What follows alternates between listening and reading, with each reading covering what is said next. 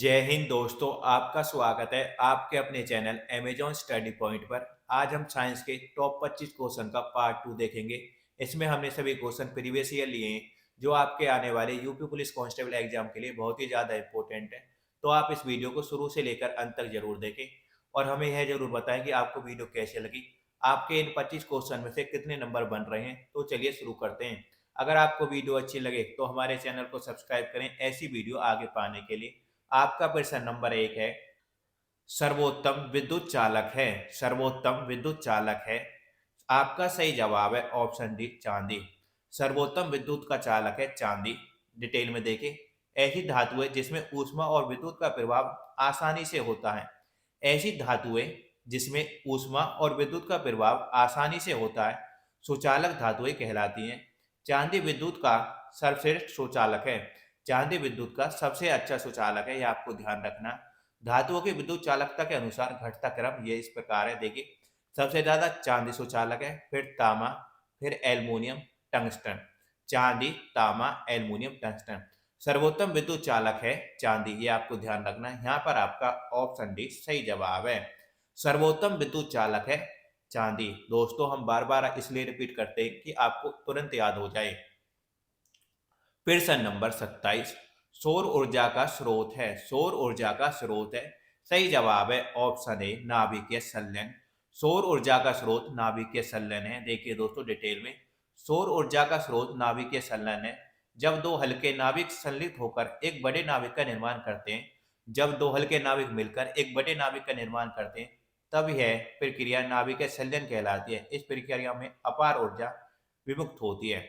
जब दो हल्के नाभिक मिलकर एक बड़ा नाभिक मिलते हैं बनाते हैं, तो इस प्रक्रिया को नाभिकीय संलयन कहते हैं और इसमें अपार ऊर्जा मिलती है। ये आप इस रिएक्शन को देख सकते हैं। सौर ऊर्जा का स्रोत है नाभिकीय संलयन। यहाँ पर आपका ऑप्शन ए सही जवाब है। प्रश्न नंबर 28, बेरी लाइट पिस्टल का उपयोग रात में किस लिए किया जाता है। बेरी लाइट पिस्टल का प्रयोग रात में किस लिए किया जाता है। सही जवाब है ऑप्शन डी, किसी सतह को कुछ देर के लिए प्रकाशित करने के लिए। बेरी लाइट पिस्टल का प्रयोग किसी सतह को कुछ देर के लिए प्रकाशित करने के लिए किया जाता है। डिटेल में देखिए, बेरी लाइट पिस्टल का प्रयोग रात में किसी सतह को कुछ देर के लिए प्रकाशित करने के लिए किया जाता है, जिसे उस सतह की वास्तविक स्थिति का आकलन किया जा सके। यहाँ पर आपका ऑप्शन डी सही जवाब है। बेरी लाइट पिस्टल का प्रयोग किसी सतह को कुछ देर के लिए प्रकाशित करने के लिए किया जाता है। प्रश्न नंबर 29, अन्वेषण के दौरान झूठ पकड़ने के लिए निम्न में से किसका प्रयोग किया जाता है। अन्वेषण के दौरान झूठ पकड़ने के लिए किसका प्रयोग किया जाता है। सही जवाब है उपरोक्त सभी। नार्को टेस्ट भी होता है झूठ पकड़ने के लिए, ब्रेन मैपिंग टेस्ट भी होता है, पॉलीग्राफ टेस्ट भी होता है। अन्वेषण के दौरान झूठ पकड़ने के लिए narco test, brain mapping test, polygraphy test सभी टेस्ट किए जाते हैं। यहाँ पर आपका ऑप्शन डी सही जवाब है। देखिए दोस्तों डिटेल में, देखिए दोस्तों, अन्वेषण के दौरान अपराधी सही बोल रहा है या झूठ, उसके लिए सबसे महत्वपूर्ण है। अन्वेषण के दौरान अपराधी सही बोल रहा है या झूठ, इसके लिए सबसे महत्वपूर्ण है। पॉलीग्राफ टेस्ट झूठ का पता लगाने में सहायक है। इसके अलावा ब्रेन मैपिंग टेस्ट व्यक्ति की मानसिक संवेदनाओं को रिकॉर्ड करके भी सत्यता की जांच की जाती है। नार्को टेस्ट के माध्यम से झूठ के साथ साथ कोई अन्य जानकारी जो व्यक्ति छिपा रहा है जान सकते हैं। अन्य तीनों विकल्प सही हैं। यानी अन्वेषण के दौरान झूठ पकड़ने के लिए narco test, polygraph test, brain mapping test सभी किए जाते हैं। प्रश्न नंबर 30, भोजन ऊर्जा को मापने की यूनिट का नाम है। भोजन ऊर्जा को मापने की यूनिट का नाम है। सही जवाब है ऑप्शन डी, कैलोरी। भोजन ऊर्जा को मापने की इकाई कैलोरी है। विद्युत प्रतिरोध का मात्रक ओम है। विद्युत सामर्थ्य का मात्रक हार्स पावर है, ये आपको ध्यान रखना है। यहाँ पर आपका ऑप्शन डी सही जवाब है। भोजन ऊर्जा को मापने की यूनिट कैलोरी है। प्रश्न नंबर 31, निम्नलिखित में से विश्व का प्रथम संचार उपग्रह कौन सा है। निम्नलिखित में से विश्व का प्रथम संचार उपग्रह कौन सा है। आपका सही जवाब है ऑप्शन सी, टेलस्टार 1। विश्व का प्रथम संचार उपग्रह टेलस्टार 1 है। देखिए, विश्व का प्रथम संचार उपग्रह टेलस्टार 1 है, जिसे 10 जुलाई 1962 को अमेरिका के नासा द्वारा प्रक्षेपित किया गया था। जिसे 10 जुलाई 1962 को अमेरिका के नासा द्वारा प्रक्षेपित किया गया था। हालांकि यह उपग्रह अब क्रियाशील नहीं है, लेकिन यह आज भी अपनी कक्षा में विद्यमान है।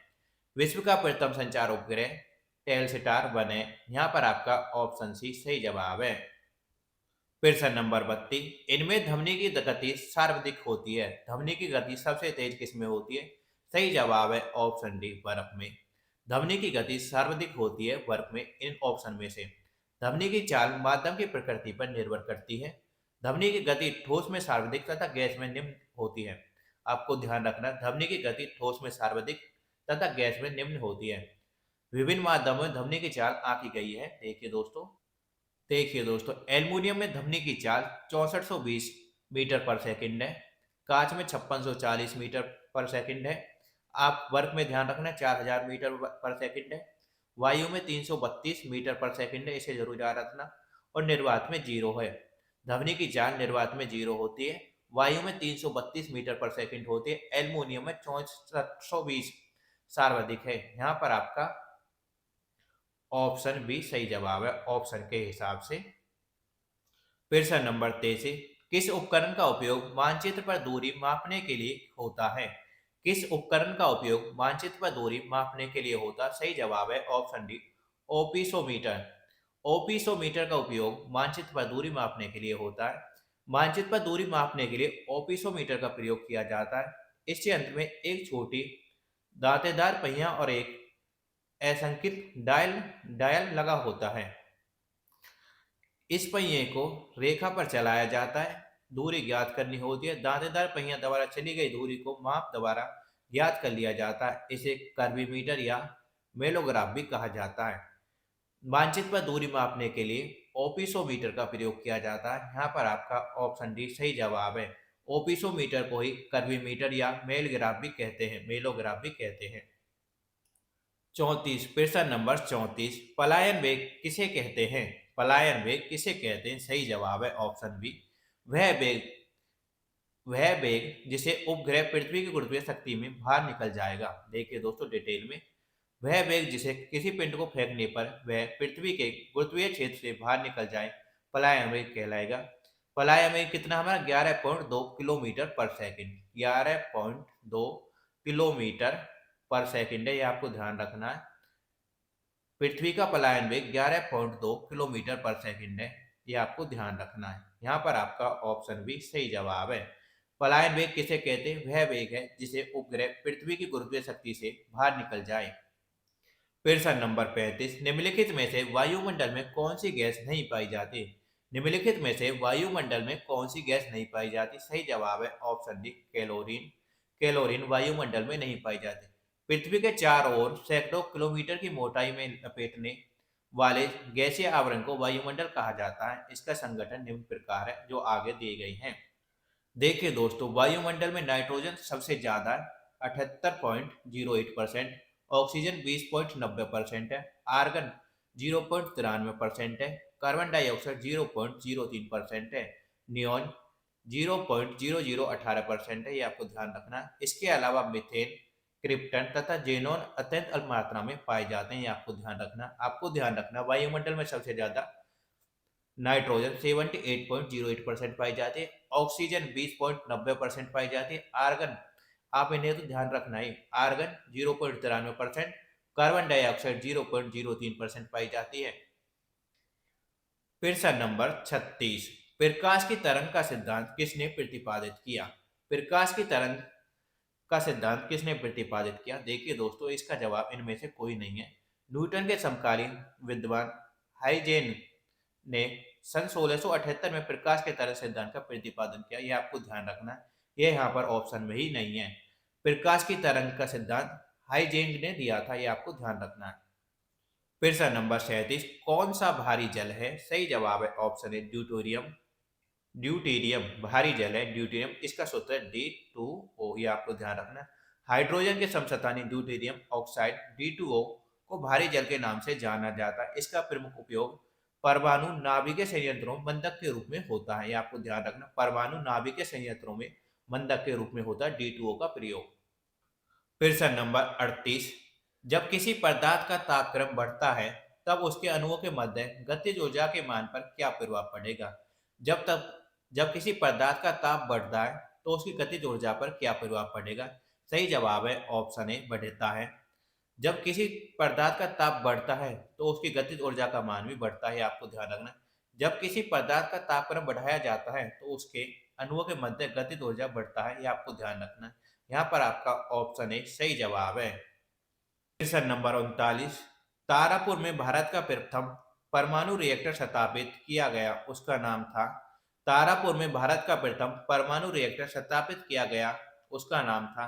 सही जवाब है ऑप्शन ए, अप्सरा। तारापुर में भारत का प्रथम परमाणु रिएक्टर स्थापित किया गया, उसका नाम अप्सरा था। यह आपको ध्यान रखना। अप्सरा रिएक्टर एशिया का पहला परमाणु रिएक्टर था। अप्सरा रिएक्टर एशिया का पहला परमाणु रिएक्टर था जो वर्ष 2010 में कार्य करना बंद कर दिया, जिसने 2010 में कार्य करना बंद कर दिया। परमाणु परमाणु रिएक्टर में ईंधन के रूप में यूरेनियम, थोरियम, प्लूटोनियम का प्रयोग किया जाता है। परमाणु रिएक्टर में ईंधन के रूप में यूरेनियम, थोरियम, प्लूटोनियम का उपयोग किया जाता है। यहाँ पर आपका ऑप्शन ए सही जवाब है। आपको ध्यान रखना है, तारापुर में भारत का प्रथम परमाणु रिएक्टर अप्सरा था। प्रश्न नंबर 40, निम्न में वायुदाब को मापने वाला उपकरण कौन सा है? निम्न में वायुदाब को मापने वाला उपकरण कौन सा है? सही जवाब है ऑप्शन बी, बैरोमीटर। वायुदाब को मापने वाला उपकरण बैरोमीटर है, यह आपको ध्यान रखना। क्रोनोमीटर एक वैज्ञानिक उपकरण है जो जलयानों में सही समय पता लगाने के लिए किया जाता है। जलयानों में सही समय का पता लगाने के लिए क्रोनोमीटर का प्रयोग किया जाता है। एमीटर का प्रयोग विद्युत धारा मापने के लिए किया जाता है, ये आपको ध्यान रखना है। एमीटर का प्रयोग विद्युत धारा मापने तथा एनीमोमीटर द्वारा पवन का वेग मापा जाता है, ये आपको ध्यान रखना है। एमीटर से विद्युत धारा, एनीमोमीटर से पवन का वेग मापा जाता है। वायुदाब मापने के लिए बैरोमीटर का प्रयोग किया जाता है। यहाँ पर हमारा ऑप्शन भी सही जवाब है। प्रश्न नंबर 41, परमाणु संख्या 46 वाला एक तत्व आवर्धित तालिका में किस ब्लॉक से संबंधित है? परमाणु संख्या 46 वाला एक तत्व आवर्धित तालिका के किस ब्लॉक से संबंधित है? सही जवाब है ऑप्शन डी, डी ब्लॉक से। अफवा के इलेक्ट्रॉनिक विन्यास के अनुसार परमाणु संख्या 46 वाला अंतिम इलेक्ट्रॉन डी उपकोष में आता है, अर्थात जिस तत्व का अंतिम इलेक्ट्रॉन जिस उपकोष में आता है वह उसी ब्लॉक का तत्व माना जाता है। परमाणु संख्या 46 वाला तत्व डी ब्लॉक में आएगा, यह आपको ध्यान रखना है। परमाणु संख्या 46 वाले तत्व का इलेक्ट्रॉनिक विन्यास इस प्रकार है: 1sp2, 2sp2, 2p6, 3sp2, 3p6, 4sp2, 3d10, 4p6, 5sp2, 4d8। देखिए लास्ट में डी आ रहा है, यानी यह डी ब्लॉक का एलिमेंट है। परमाणु संख्या 46 वाला तत्व पैलेडियम डी ब्लॉक का संबंधित है, यह आपको ध्यान रखना है। प्रश्न नंबर 42, चाय में कौन सी मनोप्रभावी दवा पाई जाती है? चाय में कौन सी मनोप्रभावी दवा पाई जाती है? सही जवाब है ऑप्शन डी, कैफीन। चाय में कैफीन पाया जाता है। दोस्तों अगर आप चाय पीते हैं तो हमें कमेंट में जरूर बताएं। देखिए दोस्तों, कैफीन विश्व का सबसे अधिक उपयोग मनोस्फूर्तिदायक पदार्थ है, लेकिन अन्य मनोस्फूर्तिदायक पदार्थों के विपरीत यह लगभग सभी क्षेत्रों में वैध अनियंत्रित है। काफी, चाय, मृदु पेय और ऊर्जा पेय जैसे अति लोकप्रिय पेय पदार्थों में कैफीन पाई जाती है। कैफीन एक कड़वी सफेद क्रिस्टल लाभ एसेथोनिन एल्केगाइड है, शराब है जो एक मनोस्फूर्तिदायक साइटोक्रिएटिव मस्तिष्क को प्रभावित करने वाली औषधि है। कैफीन मस्तिष्क को प्रभावित करती है, आपको ध्यान रखना है। जर्मन रसायन फ्रेडरिक फर्डिनेंड ने 1819 में इसकी खोज की थी, आपको ध्यान रखना है। प्रश्न नंबर 43, ब्लीचिंग पाउडर बनाने के लिए निम्नलिखित में से किस गैस को सूक्ष्म चूने में गुजारा जाता है? सही जवाब है option B, chlorine. Bleaching powder बनाने के लिए कैलोरीन को सूक्ष्म चूने में गुजारा जाता है। यहाँ पर आपका ऑप्शन बी सही जवाब है। ब्लीचिंग पाउडर बनाने के लिए कैलोरीन को बुझे चूने के साथ गुजारा जाता है। ब्लीचिंग पाउडर को रासायनिक रूप में कैल्शियम ऑक्सीक्लोराइड कहते हैं, कैल्शियम ऑक्सीक्लोराइड कहते हैं। ब्लीचिंग पाउडर का सूत्र CaCO Cl2 है, यह आपको ध्यान रखना है। CaOCl2 होता है। इसे चूने का क्लोरेट भी कहते हैं, यह आपको ध्यान। उपयोग पानी के पानी में उपस्थित कीटाणु के शोध के साथ ही कपड़ा उद्योग तथा पेपर उद्योग में भी किया जाता है। इसका उपयोग पीने के पानी में कीटनाशकों के शोध के साथ कपड़ा उद्योग और पेपर उद्योग में किया जाता है। प्रश्न नंबर 44, निम्नलिखित में से कौन सा जिंक का एक अयस्क है? सही जवाब है सफेलेराइट। सफेलेराइट जिंक का एक अयस्क है, यह आपको ध्यान रखना है। सफेलेराइट जिंक का एक अयस्क है। जिंक के प्रमुख अयस्क सफेलेराइट, जिंक ब्लेंड, कैलामाइन होते हैं। जिन खनिज में धातु पर्याप्त प्रतिशत हो जिन खनिज में धातु का पर्याप्त प्रतिशत हो तथा जिसमें शुद्ध धातु सरलता से उपयोग सस्ते में प्राप्त की जा सके उसे अयस्क कहते हैं। इसका उपयोग प्रयोगशाला में लोहे को जंग से बचाने के लिए, जस्तेदार लोहा बनाने में, पीतल, कांसा, जर्मन सिल्वर आदि मिश्र धातु बनाने में, चांदी व सोने के निष्कर्षण में और युद्ध क्षेत्र में धूमपट बनाने में किया जाता है। निम्नलिखित में से जिंक का एक अयस्क है। सही जवाब है सफेलेराइट जिंक का एक अयस्क है। प्रश्न नंबर 45, कौन सा अग्निशमक अभिकारक ओजोन के लिए हानिकारक होता है? कौन सा अग्निशमक अभिकारक ओजोन के लिए हानिकारक होता है? सही जवाब है option D halon. Halon ozone परत के लिए हानिकारक होता है। हेलोन अक्रिय गैस है जिसे अग्निशामक यंत्र में प्रयोग किया जाता है, परंतु आजकल ये ओजोन परत के हानि पहुंचाने के लिए कारण भी चर्चित है। परंतु आजकल ये ओजोन परत को हानि पहुंचाने के कारण भी चर्चित है। हालांकि क्लोरोफ्लोरोकार्बन गैस भी ओजोन परत के लिए हानिकारक होती है, लेकिन इसे अग्निशामक यंत्र में प्रयोग नहीं किया जाता, अर्थात यह अग्निशामक अभिकारक नहीं है। अभिकारक ओजोन परत के लिए हानिकारक है हेलोन। यहाँ पर आपका ऑप्शन डी सही जवाब है। हेलोन ओजोन परत के लिए हानिकारक है। प्रश्न नंबर 46, निष्कर्षण बोतल बनाने में इस्तेमाल होने वाला पॉलीमर क्या है? निष्कर्षण बोतल बनाने में इस्तेमाल होने वाला पॉलीमर क्या है? सही जवाब है ऑप्शन डी ज्यादा घनत्व का पॉलीएथिलीन। ज्यादा घनत्व का पॉलीएथिलीन निष्कर्षण बोतल बनाने में इस्तेमाल किया जाने वाला पॉलीमर है। अधिक घनत्व का पॉलीएथिलीन HDPE का प्रयोग निष्कर्षण बोतल बनाने में किया जाता है, यह आपको ध्यान रखना है। इसका मुख्य उपयोग पैकेजिंग में प्लास्टिक के थैले, प्लास्टिक की फिल्म, रील, बोतल एवं अन्य पात्र बनाने में होता है, यह आपको ध्यान रखना है। यह एक बहुलक भी है। प्रश्न नंबर 47, बुलेट प्रूफ वस्त्र बनाने के लिए कौन सी सामग्री प्रयोग की जाती है? बुलेट प्रूफ वस्त्र बनाने के लिए कौन सी सामग्री प्रयोग की जाती है? सही जवाब है स्पेक्ट्रा। बुलेट प्रूफ वस्त्र बनाने के लिए स्पेक्ट्रा सामग्री का प्रयोग किया जाता है। एक बुलेट प्रूफ को स्पेक्ट्रा बनाने में स्पेक्ट्रा के बुने केवलर की परतों को केवलर धागे का उपयोग करके एक साथ बनाया जाता है। स्पेक्ट्रा शील्ड के कैप्टन की तरह लेपित किया जाता है और फिर पॉलीथीन फिल्म की दो शीट्स के बीच सील कर दिया जाता है, यह आपको ध्यान रखना है। बुलेट प्रूफ सत्र बनाने के लिए बुलेट प्रूफ वस्त्र बनाने के लिए स्पेक्ट्रा का प्रयोग किया जाता है। यहाँ पर आपका ऑप्शन डी सही जवाब है। प्रश्न नंबर 48, रदरफोर्ड द्वारा किस प्रयोग ने नाभिक के अस्तित्व को साबित कर दिया? रदरफोर्ड द्वारा किस प्रयोग ने नाभिक के अस्तित्व को साबित कर दिया? सही जवाब है गोल्ड फॉइल प्रयोग ने। रदरफोर्ड द्वारा गोल्ड फॉइल प्रयोग ने नाभिक के अस्तित्व को साबित कर दिया। यह प्रयोग उसने सन 1919 से 1921 को इलेक्ट्रॉन के प्रयोग पर परमाणु के भीतर। देखिए दोस्तों डिटेल में, रदरफोर्ड द्वारा गोल्ड फॉइल मॉडल प्रयोग नाभिक के अस्तित्व को साबित कर दिया। रदरफोर्ड ने यह मॉडल सन 1919 से 1921 को इलेक्ट्रॉन के प्रयोग द्वारा परमाणु के भीतर। देखिए दोस्तों डिटेल में, रदरफोर्ड द्वारा गोल्ड फॉइल प्रयोग ने नाभिक के अस्तित्व को साबित कर दिया। रदरफोर्ड ने यह मॉडल सन 1919 से 1921 को इलेक्ट्रॉन के प्रयोग द्वारा परमाणु के भीतर धनावेश भाग होने की बात बताई। उन्होंने यह दर्शाने के लिए सोने की 100 नैनोमीटर पतली परत पर अल्फा कणों की बौछार कराई। इन कणों की बौछार निम्न प्रकार परिणाम प्राप्त हुए। इन कणों की बौछार से निम्न परिणाम प्राप्त हुए। अधिकांश अल्फा कण सोने की परत से बिना विक्षेपित हुए निकल गए और कुछ अल्फा कण प्रतिकर्षित बल के कारण विक्षेपित हुए।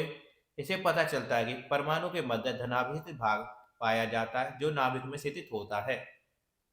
प्रश्न नंबर 49, इनमें से कौन एक कृत्रिम कीटनाशक नहीं है? सही जवाब है पैराकीट एक कृत्रिम कीटनाशक नहीं है। देखिए दोस्तों डिटेल में, पैराकीट कृत्रिम कीटनाशक नहीं है। पैराकीट कृत्रिम कीटनाशक नहीं है, यह तोते की एक प्रजाति है। यह उत्तरी अमेरिका और यूरोप में तोते की सबसे लोकप्रिय प्रजाति है। यह कुत्ता बिल्ली के बाद तीसरा सबसे ज्यादा पाला जाने वाला जंतु है। प्रश्न नंबर 50, उच्च शुद्धता का जर्मेनियम द्वारा प्राप्त किया जाता है। सही जवाब है क्षेत्र परिशोधन। उच्च शुद्धता का जर्मेनियम क्षेत्र परिशोधन द्वारा प्राप्त किया जाता है। यहाँ पर आपका ऑप्शन बी सही जवाब है। दोस्तों, अगर आपको वीडियो अच्छी लगी तो हमारे चैनल को सब्सक्राइब करें ऐसी वीडियो आगे पाने के लिए, और अपने दोस्तों के साथ भी शेयर करें। और हमें यह जरूर बताएं कि आपके 25 में से कितने क्वेश्चन सही हुए, आपके 25 में से कितने नंबर बन रहे हैं।